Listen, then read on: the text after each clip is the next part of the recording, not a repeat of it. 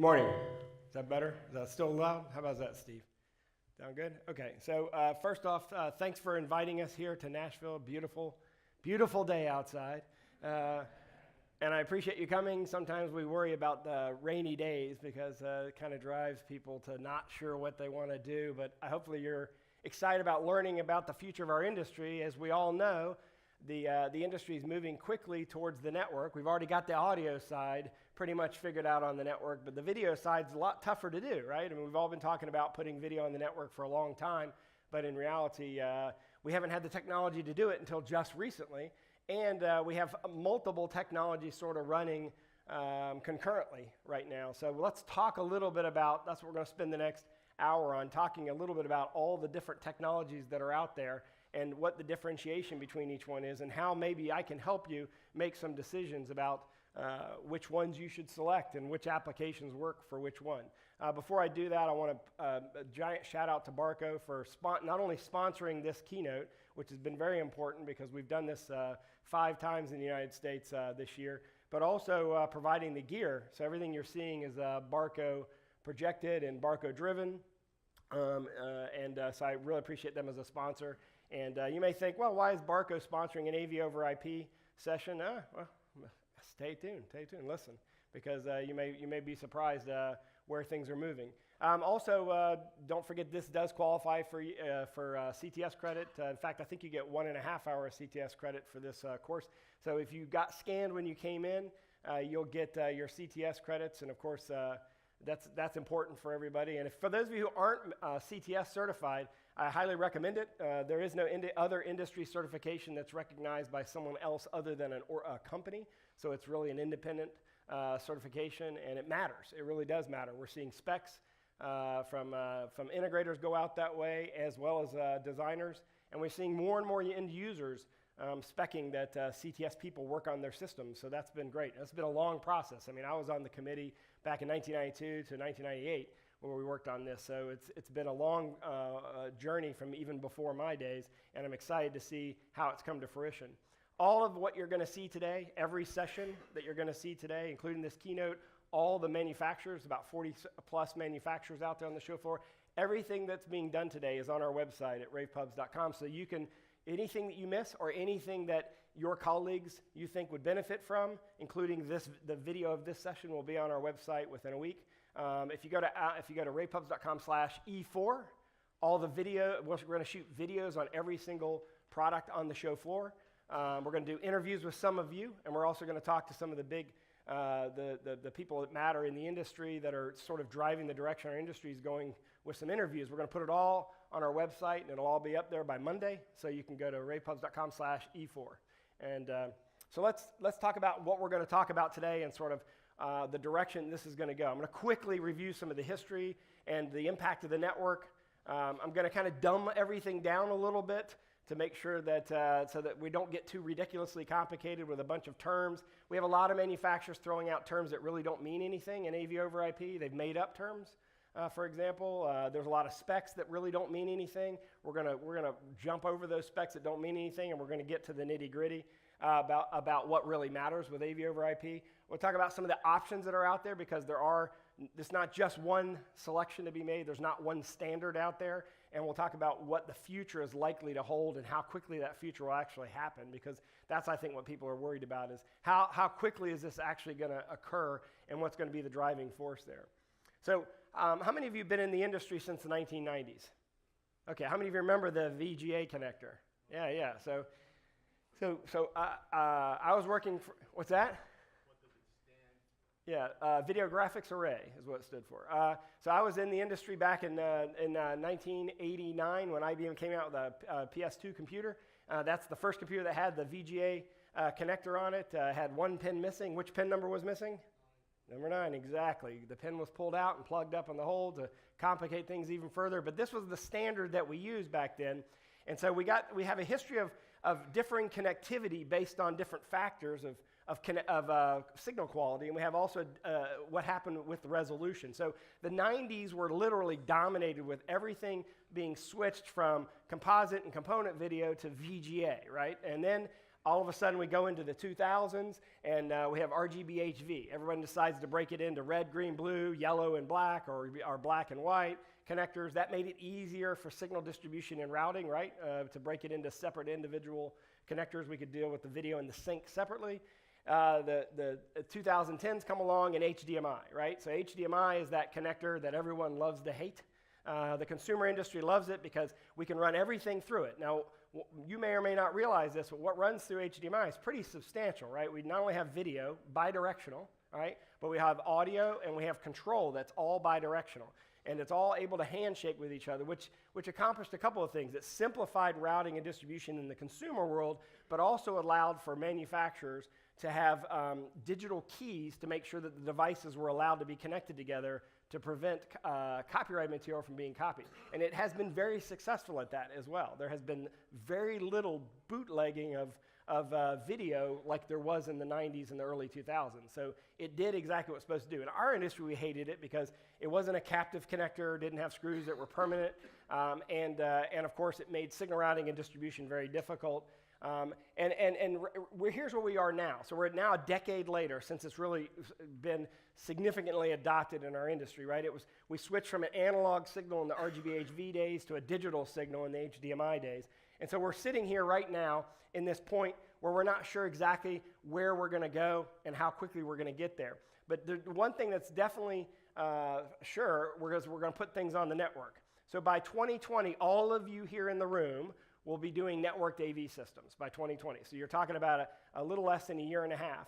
How many of you in the room now have spec'd an AV over IP system that is wired? Not wireless, but wired. Yeah, so that's about what I thought, somewhere in the range of 30 to 40%. So when I come back in a year and a half and I ask the same question, all of you will raise your hand. That's how quickly this is going to move. So you need to understand what's going to actually happen and the speed at which things are going to occur and what's likely to occur here. So we're going to take everything and run it across a network that has standards. That's a nice thing about putting everything on the network is there are standards with regard to how to route things across the network, the way we packetize them, the way we move them from one place to the next. So while all this connectorization was happening in the industry, the same thing was what was going on at the same time was resolution changes. How many of you remember these different resolutions that hopefully will pop up on the screen here any second now? There we go. How many of you remember the original 640 by 480 resolution signal? Now, what's amazing about that, okay? I want you to stop for just a second and think about what's amazing about that. So 4K signal you're looking at, okay, so when we're talking about 640 by 480, we're talking about a very small portion of that picture there. We're talking about very, very small image. So instead of being like we are now in the 4K realm, 3840 by 2160. So the image you're looking at is 3840 pixels by 2160 right now. 640 by 480 is a very small part of this. We would take that and blow it up to a screen this large and all celebrate how awesome it looked, right? Do you remember those days, right?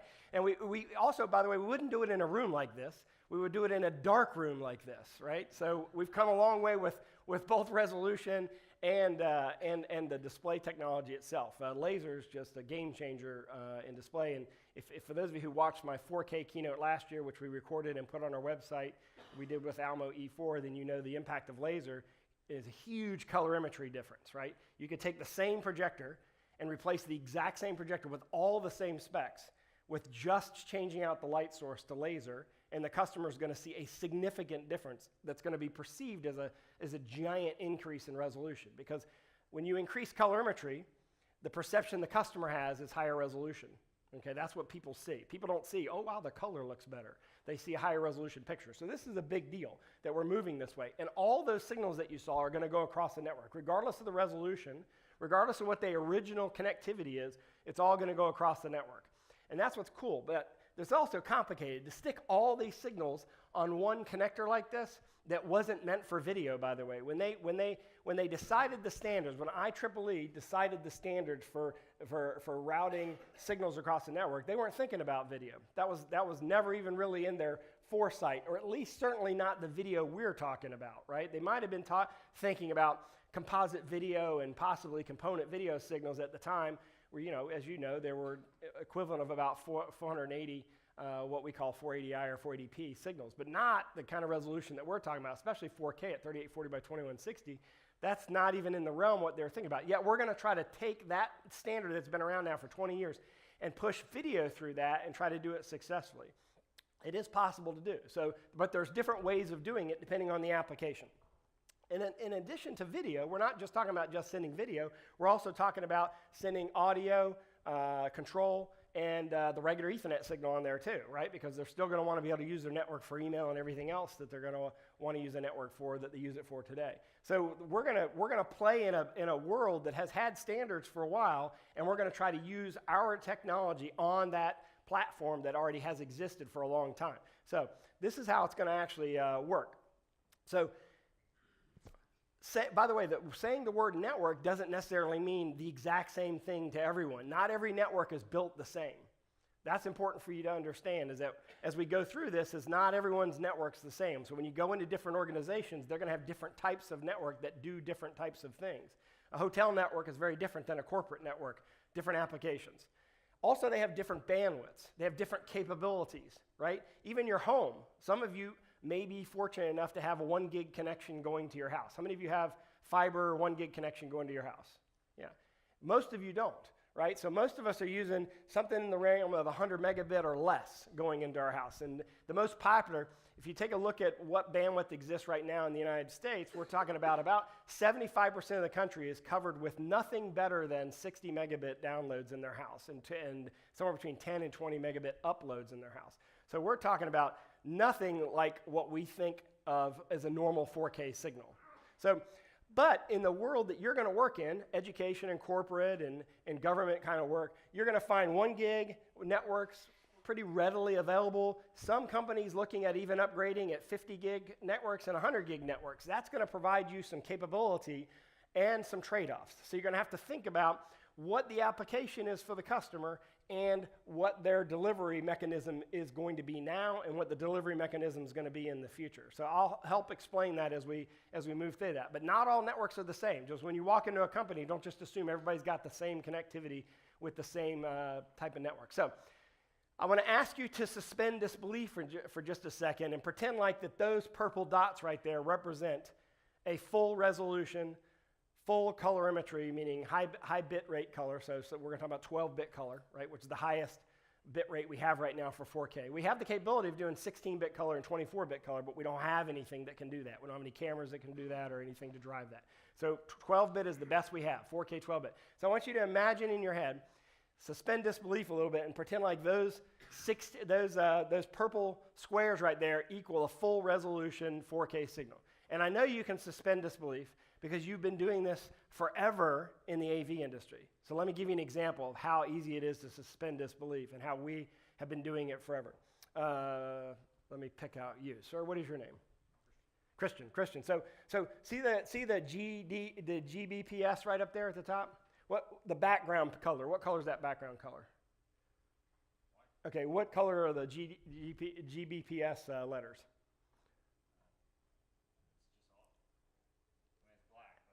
Exactly, it's black, right? Well, what color is the screen? So black is what? How do we make black?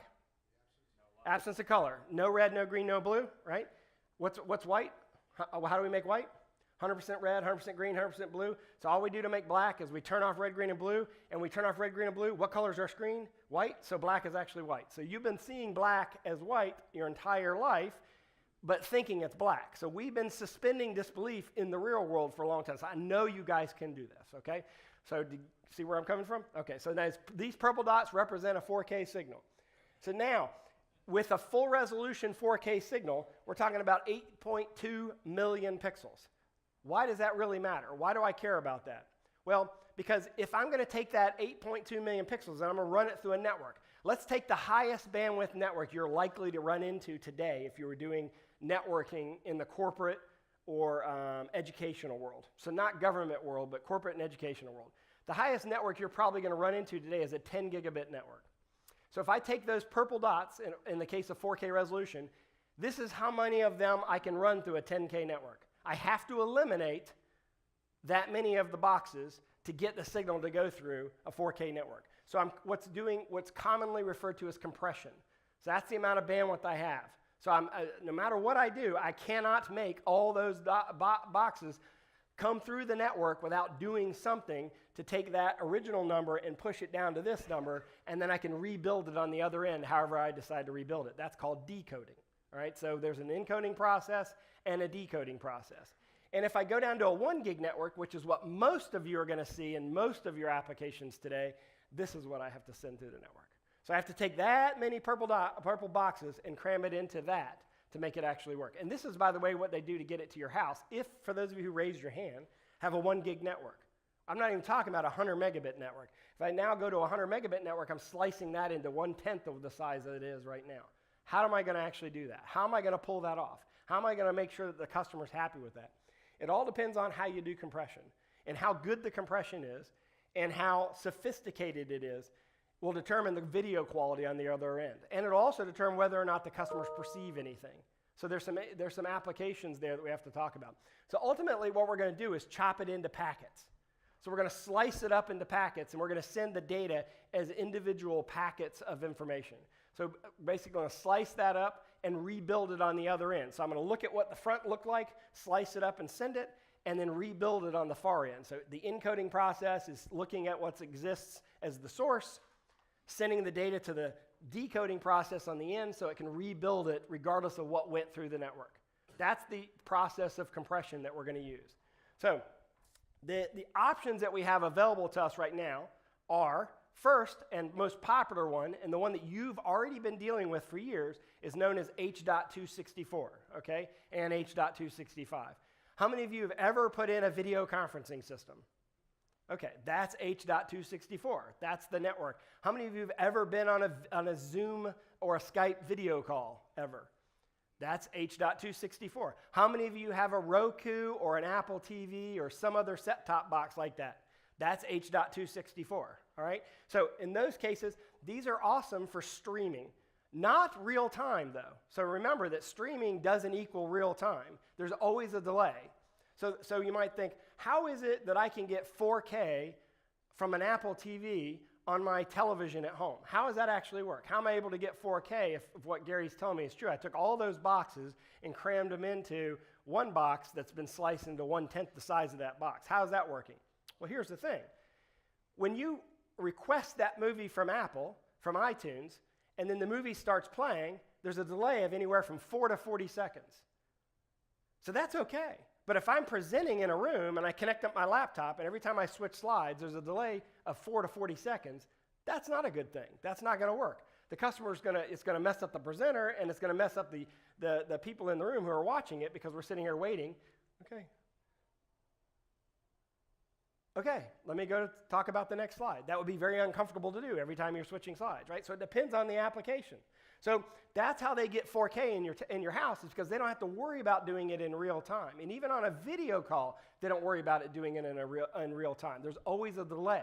And we can manipulate that delay based on what's going on in that video call, how much information is changing in the background, the foreground. Remember, most video calls, you're a talking head and you're moving like this.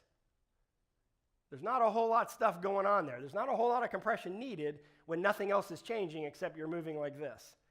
If I'm walking around like this during my video call, now I've got to deal with some major compression there. So keep that in mind. So this works really well for streaming applications, but doesn't work really well for real-time applications. The other thing we can do is we can slow down the video rate. This is what happens with all of these wireless network transmission systems, like ClickShare, the industry's leading system, which has about a 72% market share right now. What they do is that they slow down the frame rate, which is fine because most of the time with a ClickShare or a product like that, you're not using video. Most of the time you're using like PowerPoint slides. When you go to video, they'll go from 60 frames per second to 15 frames per second, or 30 frames per second, depending on the application. So if I slow down the frame rate, that's okay. I'm still seeing the image, except I'm seeing a slower frame rate, so the image, instead of being nice and fluid, is a little bit choppy, which is okay for most applications, regular sort of applications like that. Plus, we're not 4K, right? We're not dealing with 4K. We're not sending 4K wirelessly. We're sending the data wirelessly and playing it in 4K. So there's a difference there. So to do 1080p at 30 frames per second, I need a 10 megabit video stream in H.264. That's the kind of compression. If I want to do 4K at 30 frames per second, I need a 32 megabit stream. Most of you probably have something like that in your house. You have the capability of doing something like that. That's why you're able to do 4K on your television. Now, I haven't talked anything at all about what Apple and Roku and these other boxes do to destroy your colorimetry. Okay, so we've got to throw that out. If you saw the original source and the source you're watching, you'd be shocked at how bad the source you're watching actually looks. But because you don't have a reference, it looks fine. So you got to keep that in mind. If you don't have a reference, if you don't know what the original source looked like, then generally you accept it. Plus we have this delay factor, right? The original source would be playing 10, 15, 20 seconds earlier than the decoded source would be. So that's what you have to think about. But that's a very common methodology. All these wireless transmission systems that you've been using for years, and i.e. most of it, how many of you have used a click share from Barco? I mean, look at this. There you go. There's your 72% market share. That's the systems that they're using. So then we have 1 gig. Okay, 1 gig, the most popular 1 gig transmission encoding and decoding system in the market right now is JPEG 2000. So how many of you have done, for those of you who did AV over IP, have used like the AMX products that's out there, or the SVSI, I guess now, and then the Crestron NVX systems and the new systems from some of the other 1 gig companies out there. There's a new company called iMag Systems on the show floor that has a 1 gig system. Okay, so those are good for quick ad hoc meeting room applications where all I'm doing is connecting up my laptop and presenting from my laptop. If I have lots of sources coming in and I'm trying to show those simultaneously, or I have really high resolution detailed material that I'm showing, 1 gig may not work. And 1 gig may cause you some issues. So for example, if you're doing an install in a medical school where they're showing high resolution microscopic imaging, and you're trying to show the students how to do that in surgery, 1 gig's probably not your choice, right? That's why, for example, Barco's medical imaging group uses 10 gig AV over IP. So you didn't know this. You didn't realize that Barco's been doing AV over IP for years. Actually, they're the leading company in the medical world for doing AV over IP in medicine. So what they've been doing while we in our industry are trying to figure out our standards, they've been doing 10 gig AV over IP in the medical imaging world to perfect it, and they're going to bring it down to the pro AV world. So you'll see them get into that market. So in the 1 gig world, this works really well for meeting rooms, conference rooms, huddle rooms, those kind of spaces where I'm not doing a lot of images at the same time, or I'm not doing super high resolution imaging. Why? Because 1080p at 60 frames per second would be a small amount of compression here, right? So we can do some compression, play with the colors, like we can make our colors muted a little bit, not look as sharp as they would normally look, and we're going to see the same thing on the other end, and if we don't have a reference, it's probably going to look fine. We deal with that all the time. Like, how many times have you had a customer say, how come the picture up here doesn't look exactly like my laptop? I mean, it's like that. You're going to have a little bit more of that. It's going to look a little less like the laptop in that case. 4K is 60. It depends on it depends on sort of the compression that you're using, but you're going to really need something in the range of 11 to 40 gig if you don't want to use any compression at all, right? So 4K becomes a little difficult here because what we're having to do is we're having to chop all those squares into that 1 square that I showed you. So we've got to keep in mind that we have to have some heavy-duty compression here. And then, so this works well for basic meeting rooms. A lot of times what you're going to see, here's what you're typically going to see. So I teach at the University of North Carolina. I teach advertising and branding at the University of North Carolina. And we have, in our School of Media and Journalism, we have about 25 classrooms. So we're going to AV over IP. We're switching the whole school to AV over IP. So what we're going to do is we have most of our classrooms, the professor comes in, plugs in a laptop and presents, and they pull up an Apple TV in the room. We have Apple TVs in all of our room to pull up content that we're streaming. They might play a video off of YouTube or something like that. But some of the rooms are used for graphic design. Some of the rooms are used for our photojournalism courses where you're doing much higher resolution imaging. So in the rooms where they're kind of the average presenting kind of rooms, so in the case of 20 of the rooms, we're going to use 1 gig. In the case of 5 of the rooms, we're going to use 10 gig. So it's application dependent. So why do I say that? Because there has never been a time that I've been in the industry, and I've been in the industry for a little over 30 years. There's never been a time that I've been in the industry that we have had to be so specific with the application. We've had cases where we were talking about trade-offs in resolution and colorimetry, but never application specific. So we're going to get back to that in just a second. So then we have the 10 gig, right? So in the case of 10 gig, the most common standard that's out there right now is known as SDVOE. That was created originally by a company called Aptivision. You may remember the Aptivision chipset that debuted about 3 years ago into the industry. Aptivision was bought by a company called Semtech, S-E-M-T-E-C-H, and then they created a sort of a non-profit organization called SDVOEs. Okay, Software Defined Video over Ethernet is what that stands for, SDVOE. And that standard, basically the design for that standard is released such that anyone can adopt that standard and use SDVOE and get 10 gig AV over IP, assuming that they use the reference design created by Semtech. And this 10 gig stuff will handle everything that the 1 gig stuff doesn't handle. So that example I gave you of the School of Medium Journalism, where we're going to put those 5 classrooms for higher resolution imaging, because I'm going to get why. Think about it logically.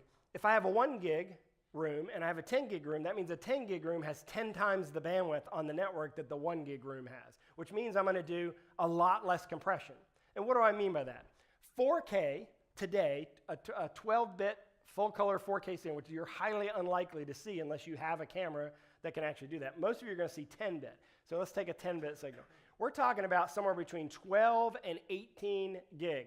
Okay, so we're talking about a signal that without any compression is in the range of 12 to 18 gig. So to take 12 or 18 to 18 gig and compress it to 10 gig, that's not as much compression as taking 12 to 18 and compressing it to 1 gig, right? Because if it's 18 gig, so we're talking about a 12-bit full color 3840 by 2160 444 signal, and I'm going to compress it down to 1 gig, that's 18 time compression.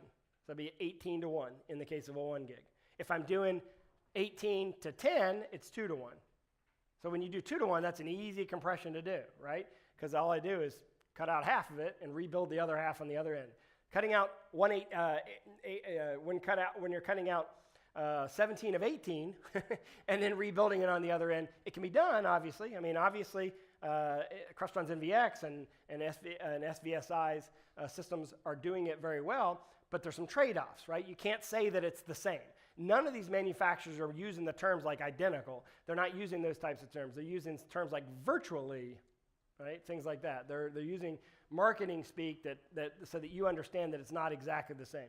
All right, so in a 10 gig network, we're going to need less compression, but we're still going to need compression. So this is going to work really well in command and control centers, some live events. Why do I say some live events? Because it's not going to work in all live event applications. So it's going to work in the kind of live events that our industry generally does for corporate meetings. But when you have Chris Martin from Coldplay jumping around the stage and you have iMag behind him, it's not going to work. Why? Because there's going to be a delay. And when you have a delay in a live event like that, viewer fatigue. People will zone out on the displays and not even look because you have the person in front of you moving at a different speed than what's behind you. It drives you nuts. And it's okay for replay. It's okay for things like that. Doesn't work well when you have live here as a person and live up there at the same time. There's always some delay up there, and it doesn't mesh well. So it depends on what kind of live events that you're doing and whether or not this will work. All right. There are some new systems coming on the market that have variable capabilities in there, from 1 gig to 10 gig. The one that is probably the most popular one that's out there right now is the system from Extron called Pure 3. All right, so that, in their case, they're 10 gig systems. You can dial in 9 gig, 8 gig, 7 gig, 7.5, 7.3, 7.8, whatever you want to dial in. So you can dial in the bandwidth, right? And the same with the 1. You can dial down the 1. You can't go higher in the 1, but in the 10, you can go down to 1. And with the 1, you can go down even further. But again, it's going to cost more, right? Because when you give somebody the capability of dialing in the bandwidth that they want, it's going to cost more. So in this case, in our world, what we're going to see is the customer is going to have to decide what they're willing to pay for, what the resolution that they're going to drive the signal is and what the trade-offs they're willing to make based on their application. So you're going to need to get involved with the customer and helping them determine that. And then, of course, we're going to have still uncompressed. We're still going to have applications where people aren't going to want to do any compression at all. And that live event example or broadcast television is an example of where they're not going to have any delay. Once the broadcast gets to the antenna or to the affiliate stations, the delay doesn't matter, right? Because they're not paying attention at that point in time. But within the station itself, and within the actual venue itself, we don't want to have a delay. So there's going to be an application for compression. So it all comes down to the client's application. You're going to have to be involved in the decision-making process. You are going to have to do demos. You're going to have to do side-by-side comparisons. You're going to have to give them the options of what exists and educate them.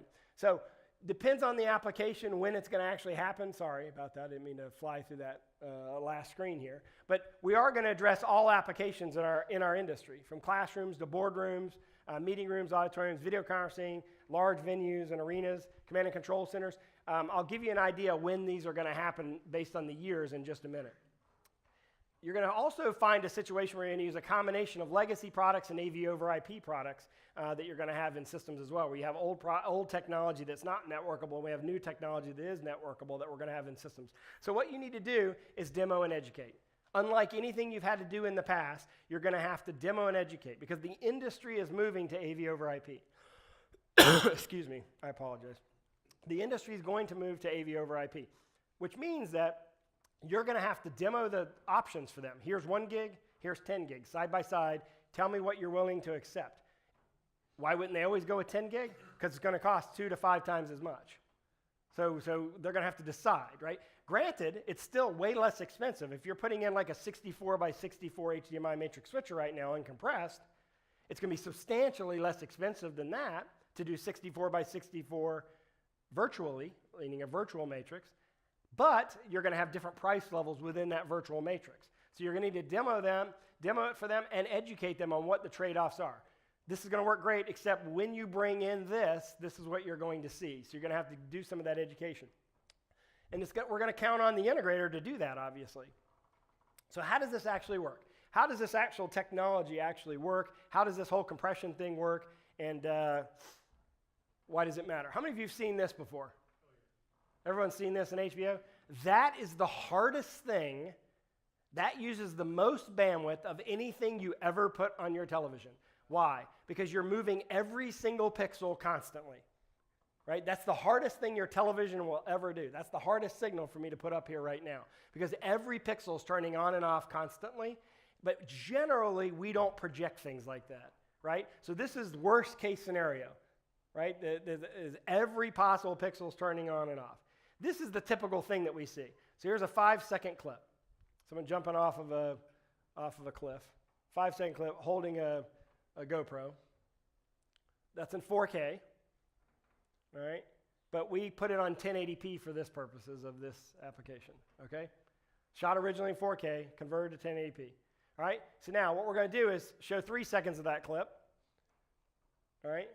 And now I'm going to show 1 second of that clip. So what happens in that 1 second you just saw? Who remembers? How many frames of video are in that 1 second of the clip that you just saw? Well, potentially 60, but 30 is more likely in the case of 1080, right? So when we're doing H.264 or we're doing video, most of the devices we capture with, like a GoPro, 30 frames per second, right? But yes, we either 60 or 30 frames per second. Well, what does that mean?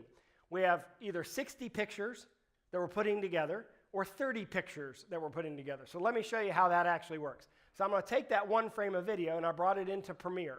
So this is an Adobe product. So that's that 1 second of video brought into Premiere. And you'll notice that little counter counts up to 30, right? So there's 30 actual pictures. So you're literally seeing 30 pictures put together, but the human eye sees it as motion video because it's too fast for the human eye to perceive. So what you're seeing in 1 second of videos is actually 30 individual frames of video. What are those 30 individual frames made up of? Well, let's take a look at that. These 30 frames of video that create the video are made up of some different elements here that we're going to break them out to put them on the network. So when I put them on the network, I can't put all of these frames on the network. So I'm going to have to do some compression. So in this case, I'm starting out with a signal that is native 1080p, right, 30 frames per second, and I want to put it on an H.264 network so you can play it in your house. So what I do is I divide the picture into image frames and picture frames, right? So the image frame is the one that actually has the image. The picture frames are the blue boxes that you see there. So I take and I pull out one image frame every 5 frames and a bunch of picture frames to fill in the difference. So instead of me pulling out all 30 frames, I'm going to pull out every 5th frame of video because I have computer technology sophisticated enough to figure out what happened between frame 1 and frame 6 that I'm missing because I was over here and now I'm over here. So what I'm going to do is I'm going to just pull out the key frames I need to determine where that person went from when they started. So now I'm going to remove the Adobe Premiere product so you can see what we're talking about here. So ultimately what we're left with is these image frames and these actual picture frames here. So the image frames are the actual image that we pulled out, and the picture frames are the fillers that are in between the image frame that allow me to determine where the person went from image frame 1 to image frame 2. Now, what you hold in your pocket nowadays is sophisticated enough to do this type of processing in H.264. And in fact, you can actually do this all the time. You can shoot a video with any camera you want, bring the video into iTunes, connect it to your phone, meaning have iTunes sync with your phone, and you can do video editing right on your phone. It's going to output an H.264 compatible file. So it does this kind of compression all the time. So what I do is all I figure out is, here's where the person was in the beginning, here's where they are in the next image frame, let's calculate the difference. That's an algorithm that's automatically computed with a computer, like a phone or a desktop or a laptop computer. How sophisticated and the types of compression that are available is determined by the amount of memory that you have and the amount of processing that you have, right? So that's why sometimes you can do it really quickly and sometimes it takes a little longer to render that. But when I do it, I take a file, in the case of 1080, that 5-second file, 1080 native resolution at 30 frames per second was 80 megabit file. When I compress it to H.264 by removing the picture frames and only using image frames, I make it a 5.8 megabit file. And if you look at the two side by side, there's no manipulation here. The one on the left is the original video. The one on the right is the compressed video. They almost look identical. They aren't identical, but to the human eye, they look identical because they're good enough. And there's different methodologies for doing this compression. So for example, in this case, the one thing in this particular picture frame or image frame that doesn't change is that sky right there. So I don't have to do any processing of that sky right there because it didn't change exactly where that sky is. So I completely leave alone that part of the picture and I only focus on the part that is moving. The more the picture's moving, the harder it is to compress it. And the more anomalies we see in the picture when we do that compression. So the easy stuff to compress is PowerPoint presentations and Keynote, like what I'm doing here, because I don't have a whole lot of motion video. That's why all these wireless sharing products like the ClickShare are so easy to work, because most of the time all you're doing with it is sharing content that's not moving significantly. So let's take a look at like a television broadcast. This is a Sunday morning broadcast. Notice how little is actually moving in this. Nothing here and here is moving at all when that person is talking. Very little is moving. You got this person moving just barely. So for me to compress that, there's not a whole lot I need to do. I don't have to do it. When I have a movie with a whole bunch of stuff moving and explosions and things like that going on, that's when I start seeing all those anomalies. So ultimately, to do this compression, all I need is something what I call on-ramps and off-ramps. It's probably the best way to sort of describe it. So the on-ramps are the things that put the signal on the network, and the off-ramps are the things that pull the signal off the network. So regardless of what it started out as, a DVD player or a laptop, I have to have an on-ramp to put the signal on the network, and I have to have an off-ramp to pull it off. The on-ramps are encoders, the off-ramps are decoders, right? In the case of Zoom and Skype, the encoding and decoding is done inside the Intel chip inside your computer. But Intel's not building a chip that can do 4K, 444, 12-bit color. That's not what they're interested in. That's our market. So we are not in that realm of what they're doing. So that's why we're going to have to do this externally to the device most of the time. So every system is going to require an encoder and a decoder. So when you put an encoder, you have to make sure the decoder is compatible with the encoder. So in the case of SVSI and Crestron, the encoders and decoders have to work together. They're not interchangeable. Even though they're both 1 gig, they're both using JPEG 2000, you can't use a Crestron encoder with a AMX or SVSI decoder and vice versa. You can't use any of the brands. Kramer, you're going to see a few on the show floor. IMAG, you can't pick and choose, right? They all have to be the same because we don't have necessarily a standard there. There is one exception to that we'll go through in just a second. Oh, and by the way, you need a controller. Just like you do with regular AV systems, you need something to control it. Depends on how much control you want to do. If you're only doing point-to-point transmission, you don't need a controller. Like if all you're doing is saying, I'm sending the signal here, I'm going to put it on the network, and I'm going to pick it up at one location on the other end, you don't need a controller. But all of us, that's not what we're going to be doing. We're going to be doing something a little bit more sophisticated than that, because here's a great example why AV over IP is going to be so awesome. That 25 classroom example at UNC, check this out. Anything anyone ever connects in any classroom, I can decode it or pull it off the network anywhere else on the network, including France. And once I get it on the network, I can pull it off. But here's another thing. Also, I can layer the picture with every source plugged into that network.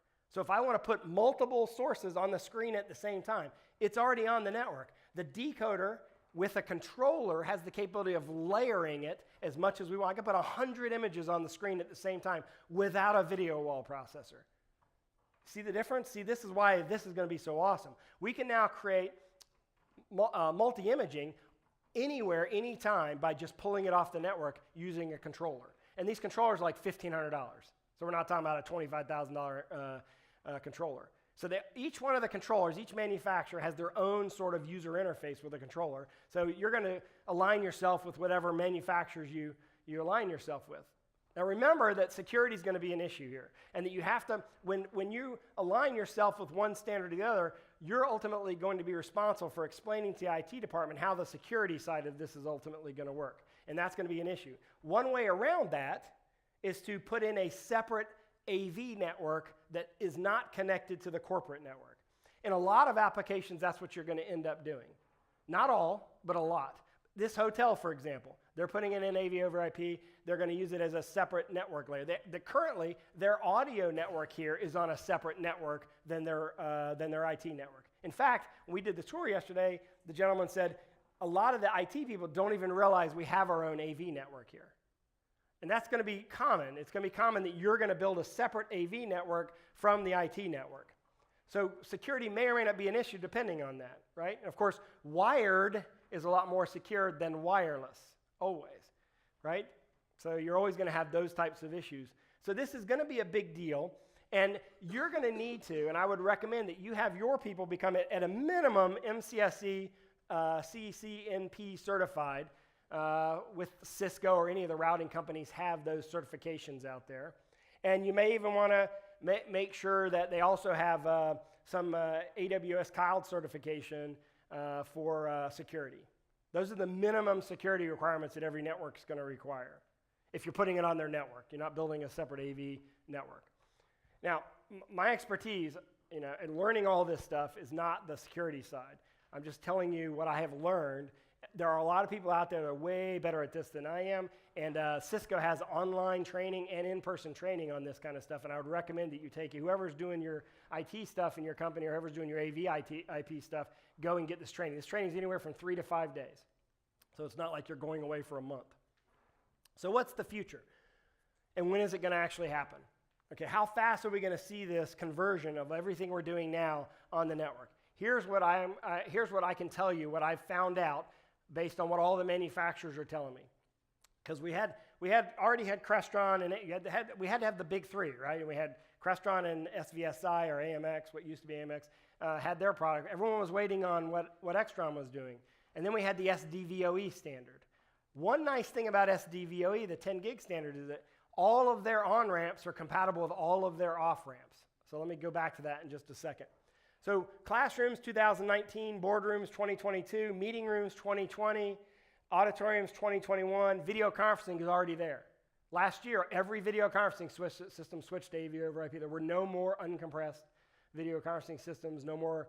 Every cloud-based system and every hardware-based system is all H.264 or 1 gig. Live concert venues 2025. We're not going to have the compression to be able to solve that delay until 2025. 2024 for arenas, for replay back, crowd shots, things like that, watching a game live. And then command and control centers 2019. This is how fast this is going to happen. So you're going to need to jump on the AVIP bandwagon. Whoever you're using for signal routing and control now is who you probably ought to use for AV over IP, or you can. This is the time to switch manufacturers if you're not happy with them. There's 4 companies on the show floor that are showing AV over IP products here: ZV, IMAG Systems, and help me, Emily, if you know off the top of your head, or somebody from Almo. Who are the other? Who is that? Aten, and is Kramer here? Yeah, and Kramer. Okay, so there's your 4 that are here. Is SVSI here or not? If they're here, then if they're here, they will have theirs, I'm guessing, as well. So let's talk about sort of the who makes what now that you're familiar with. These are products that you're familiar with that are already H.264, If you've been using Vadio cameras, the barcode click share I already talked about a bunch of times, those are all H.264 products. That's how they work. That's how you connect them up. That's how they actually make their signal. 1 gig at Lona, that's another company that's here as well. IMAG Systems, they have also a 1 gig system. IMAG's a new company. Almo has an exclusive distribution agreement with them. Sorry about that. It's the second time I've done that, and I apologize. So therefore, they're interesting because they have an H.264, a 1 gig, and a 10 gig system. So they're very unique as far as that goes. So you could go to their booth, the IMAG Systems booth, and you could actually see all 3 there side by side. You'll notice that the input on the box on the right and on the left both have, for their encoding product, in the case of the IMAG system, this particular one is a decoder. So it's going to have a network in and HDMI out, right? So that's the decoder. That's taking the signal off of the network. And then 10 gig. I talked about 10 gig being, there's an alliance of 10 gig manufacturers known as SDVOE, right? So there's a bunch of companies that are actually in that alliance. And any of the SDVOE products, the on-ramps work with the off-ramps. That's the idea behind that standard. So all of these companies make SDVOE products, and all of theirs are compatible with each other. So if you use an on-ramp from Christie and you use an off-ramp from Aurora, it'll work. It's kind of unique. The problem is most of these companies don't have controllers. So therefore, if you're doing more than point-to-point, you're going to have to buy a third-party controller, right? Or you're going to have to use some sort of third-party software control to be able to pull the signal off and do the multi-imaging example, or be able to send multiple signals to multiple places simultaneously. So for example, Christie has their own controller, IMAG has their own controller, ZV is another company that does AV over IP, they have their own controller, and so on and so forth. So not all of them have controllers. But hopefully this was a good sort of overview of sort of where we are right now with AV over IP. The good thing about this is at least you're caught up with where we are now in this, or where we are right now in the industry. The bad thing about this, in a month from now, this is going to be old information because the industry is changing so quickly. But you have the basic knowledge. Nothing is going to change significantly from what I talked about here as far as the way that the signals compress, the way the signal works, the standards work, and what other companies are coming into the market and how they're going to do things. They're all going to be very similar to this. So I have about 7 minutes left to answer questions, and I know some questions have come up because I've been seeing you guys wanting to ask questions. So if you don't mind, tell me who you are and who you're with. Ian Smith, Interactive Audio Visual. I want to know how we're going to harmonize the quantification of quality, performance. Good question. Okay, so I've been on a 2-year educational quest to really understand what's going on here. The market started quickly with SVSI, but very few people were using it, right? So it afforded me a long time to spend, and I went to every manufacturer and learned what each one of the companies were doing, including the chip companies that these companies are using. So each one of these companies buy chips from other companies. They're not inventing, most of these companies are not inventing it themselves. So I learned about it. Because of that, I realized this is going to be a big issue. How do you quantify quality and what they're telling you is true in comparative analysis? So I am committing to producing a set of software that you'll be able to load on any computer and run it through something like PowerPoint or Keynote that will give you the ability to generate test patterns and video images so you can do side-by-sides that are not jacked towards one manufacturer or the other. So you'll have that capability, and we're going to make that available for free. We're not going to charge for it, and that's going to be readily available. But each manufacturer will probably do their own as well. But remember, when they publish it, it's going to benefit their own encoding and decoding process. So I'm going to put one out that is universal, that will show sort of all the anomalies at each company. There's no such thing as a perfect system. There's trade-offs in all of them. So we're going to publish that. We hope to have it by the beginning of next year. But as long as we have it by March or April, we're good because the market is not accelerated that fast. You're going to see giant acceleration once all the manufacturers start shipping the equipment because a lot of the stuff we talked about today is just coming onto the market. How about testing across the network? Yeah, the network testing part. We're talking about encoding Okay. image. Okay, so the network testing part, companies like Netgear are developing systems right now for that. So Netgear has released an AV over IP protocol standard and a set of switches, and Cisco's about to do the same thing as well, and they will have that capability. They're big on that as well, and I've seen what Netgear is going to put out, so you'll be very happy with that. Yep. Keith Wright, Curling. So I had a question about, He's a manufacturer. with Dante and Kubernetes. Yep. What you see as kind of the emergence or relationship with Good question. SDVOE hasn't yet made a big announcement about this, but I'm going to tell you that SDVOE is compatible with Dante, so all the Dante stuff will work on SDVOE. And I think that if you already have adopted an audio standard, you need to make sure that whatever the video part that you're going to do is compatible with that standard. So all those companies are going to need at a minimum to adopt Dante. I don't know that they'll go down to backwardly compatible enough to go to Kubernetes, but I think you're going to see most of those companies adopt Dante because they have 300 plus manufacturers that have adopted the Dante standard. It's pretty much agreed upon as the audio networking standard. So SDVOA is already compatible with it. Dante or Dante and AES? Dante and AES. Yeah, AES, yeah, good question. That's good. Both Dante and AES, yeah. Other questions about any of this? Any clarifications needed at all? Yes. Real quick, we talked about what's going to happen within the network. I understand that broadcast is coming out that is not compressed. Right. So the quality is much better. Yeah, when you're not compressed, there's zero quality loss, right? That's the whole idea. But then you have to use a 100 gig network, right? Or at least a 50 gig network, depending on what you're driving. If you're driving 8K, which is what they're moving towards, they'd have the 100 gig network. Full bandwidth, just to give you a reference, if you do full bandwidth 4K, 16-bit color, 444, 43 megabit or 43 gigabit. So that's completely uncompressed. That's the highest resolution 4K. Panasonic has one camera that does it. I don't think Sony has one yet, but the Panasonic is shooting the entire Japan Olympics with this camera or their new prototype 8K camera. So they're going to have a bunch of 4K and 8K stuff that'll be full bandwidth. In the case of 8K, obviously, you're going to multiply that times 4 for completely uncompressed.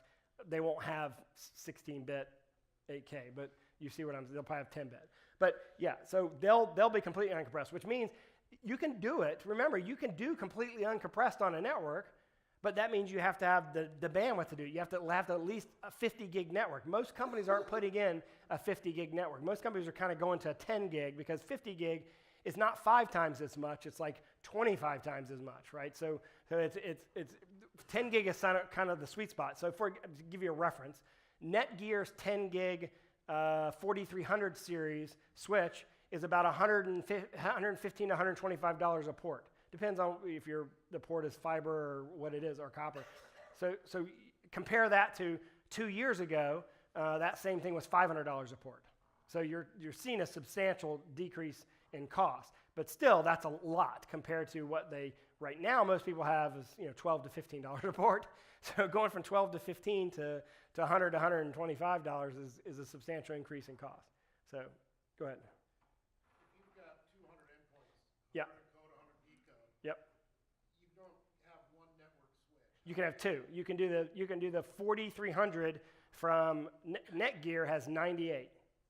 Okay, and it's modular, so you can put modules in there, and it does 98 so you have the ability. If you put two of those, you'll be able to do exactly what you're talking about. But how about, if you've got a whole bunch of, say 64 port? Yep. You got a stack You're going to stack, exactly. The backplane is an issue. It's going to become an issue, so you have to count on the switch manufacturers to be honest about the bandwidth of their backplane. Generally, those companies haven't exaggerated that like the AV companies have. Let's be honest here. The AV companies have exaggerated their specifications. That's why we created the projection shootout 20 years ago, 25 years ago, was because manufacturers were saying, this is 800 ANSI lumens, or back then, this is 300 ANSI lumens, and it was really 80 ANSI lumens, right? The 800 ANSI lumens was like the last 2 years of the shootout, right? It is amazing to me, right? I mean, let's give a hand to the industry, right? Because we're standing here with a projector. Tyler, what is the light output of this projector? The 80, FX80. 8,000 lumens. Like, this is amazing. Like, this is a dream, only a pipe dream 20 years ago, right? And it's just amazing to where our industry has come. But back then, they all exaggerated their specs, right? The switch companies, there was always a standard. IEEE set a set of standards, and they were testing, and there's too many people using it to basically lie about that stuff for very long. In our industry, we can say anything we want historically, and there's been no test gear to verify it until we came out with those standards like ANSI. There aren't very many other standards in our industry. So to answer your question, we're going to have to count on companies like Cisco and Netgear to not lie about the bandwidth of their backplane. But yes, you would just stack and daisy chain switches. That's what's nice about this. And unlike where you have to put in a 64 by 64 matrix, it's a lot easier to do that in the network. Not perfectly easier, but a lot easier. Yep. Well, we have time for one more question. I saw a hand back there go up, but it went back down, so maybe it was the same question. Thank you very much for your time and attention today. Definitely go to the show floor, check out these companies, and definitely check out the AV over IP products that are there. And thank you very much for your time.